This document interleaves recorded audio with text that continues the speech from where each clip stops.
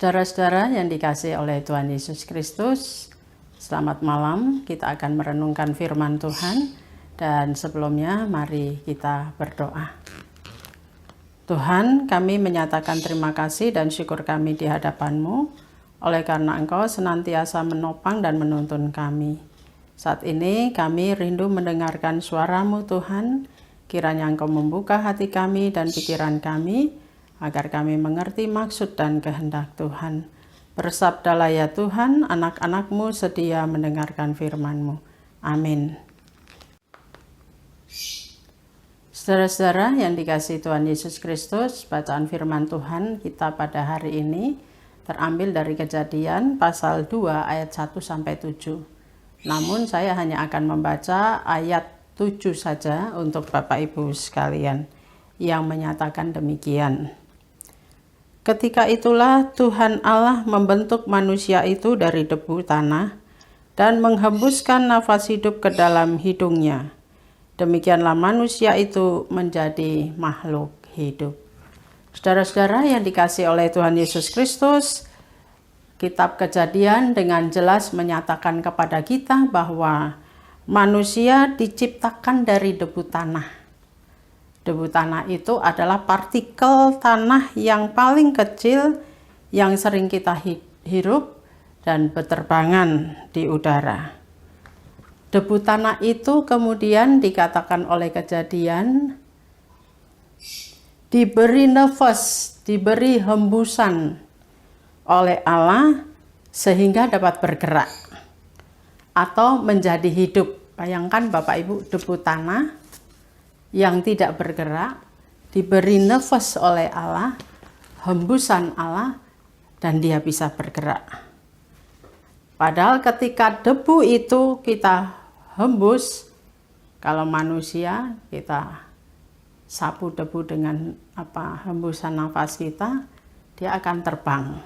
Nah, debu itu ketika ditiup akan terbang ke tempat yang lain, ya. Dan lebih jauh posisinya, jadi dia tidak hilang atau lenyap, tetapi dia berpindah tempat, artinya dia bergerak. Nah, coba bayangkan Bapak Ibu, manusia itu debu yang diberi nafas atau hembusan Allah, dan kemudian dia bisa bergerak. Artinya bahwa dalam diri manusia tergambar adanya kerapuhan sekaligus kuasa Allah di dalam dirinya. Tanpa nafas Allah, tanpa kuasa Allah, manusia tidak dapat bergerak. Dari yang tidak berharga menjadi berharga. Dari yang hina menjadi berarti. Dari yang rendah menjadi mulia. Dari yang rapuh menjadi kuat. Dari yang rusak menjadi berguna. Dari yang binasa memperoleh kehidupan kekal di dalam Yesus Kristus.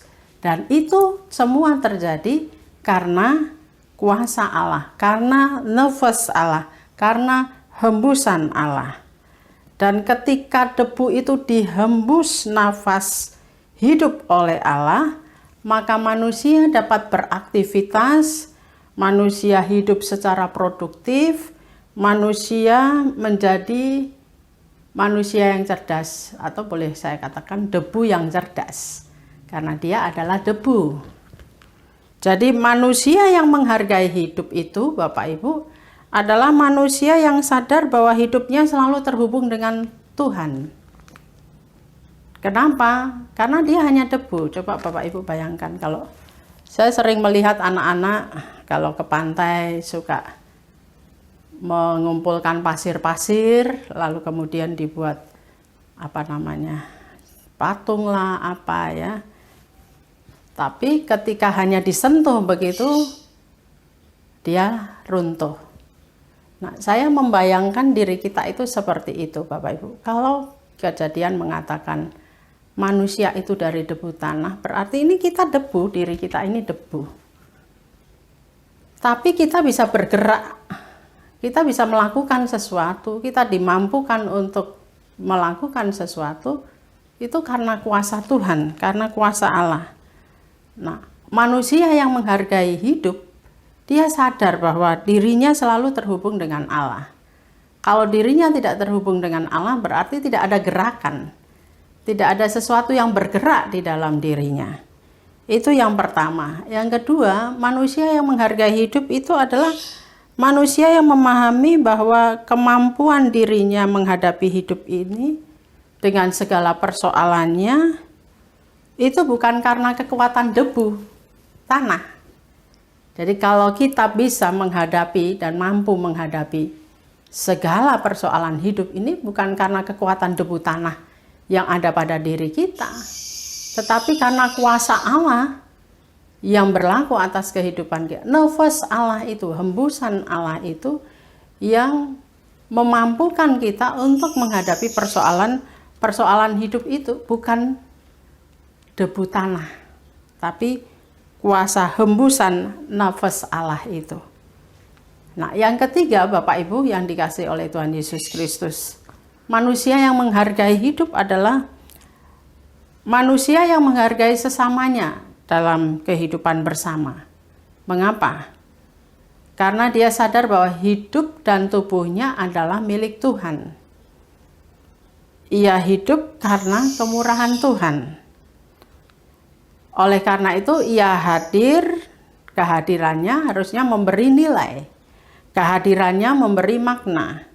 Kehadirannya untuk menjadi berkat bagi orang lain. Kehadirannya untuk mendatangkan damai sejahtera. Saudara-saudara yang dikasihi oleh Tuhan Yesus Kristus, mari kita belajar.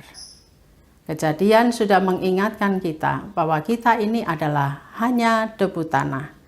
Tetapi karena nafas hembusan Allah, kita bisa bergerak, beraktivitas, produktif, melakukan banyak hal, bermakna, berharga bagi orang lain, bernilai bagi orang lain, menjadi berkat bagi orang lain, mendatangkan damai sejahtera bagi orang lain. Itulah cara kita menghargai kehidupan yang Tuhan nyatakan dalam diri kita. Jadilah manusia yang bernilai, jadilah manusia yang bermakna bagi sesama, dan jadilah manusia yang menjadi berkat bagi sesama. Tuhan memberkati kita. Amin. Mari saudara-saudara kita berdoa. Tuhan, terima kasih untuk firman-Mu di malam hari ini. Engkau mengingatkan kami akan eksistensi ataupun keberadaan kami yang sesungguhnya, bahwa kami hanyalah debu tanah.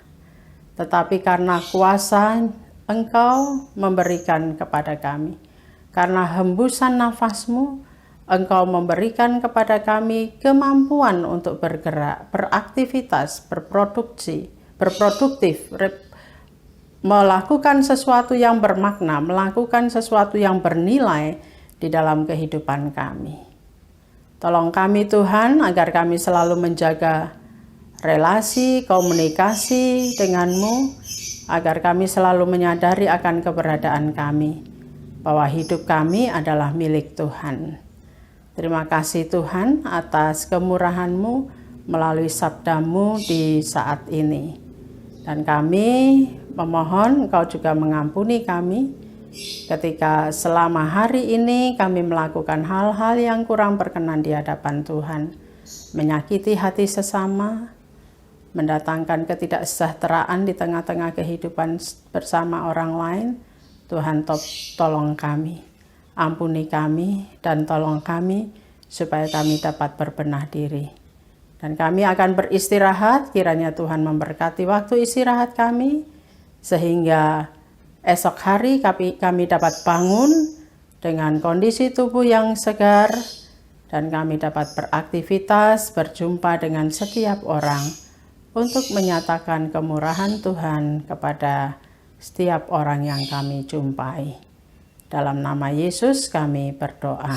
Amin.